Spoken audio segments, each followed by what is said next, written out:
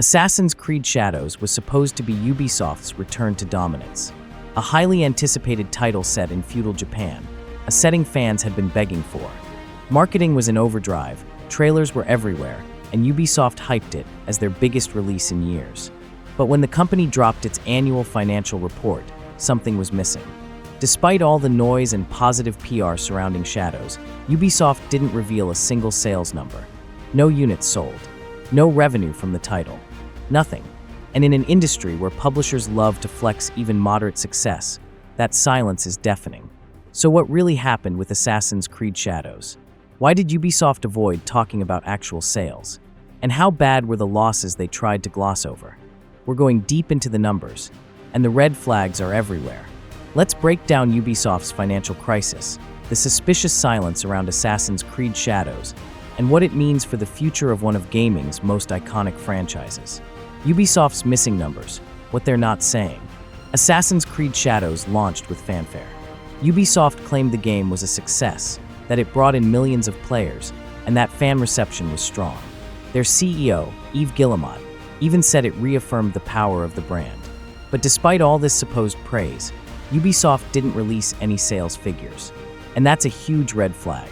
In the gaming industry, companies brag about good sales. Even moderate hits get press releases and earnings call highlights. When Assassin's Creed Valhalla launched, Ubisoft reported over $1 billion in lifetime revenue. They proudly stated it was one of their best-selling games ever. But with Shadows, radio silence. Instead of revealing how many copies were sold, Ubisoft kept repeating vague statements like millions of players tried the game. That's not the same thing. Not even close. And here's why that distinction matters. The subscription trap. Millions of players is not the same as millions in profit. One major shift with Shadows was its day one availability on Ubisoft Plus, the company's subscription service. That's where a lot of those millions of players came from. People who paid a monthly fee instead of buying the game outright.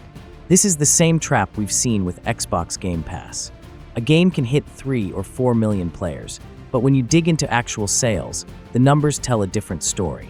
A recent example is Hi-Fi Rush, massively popular on Game Pass, yet it struggled with revenue and didn't recoup its development budget through subscriptions alone.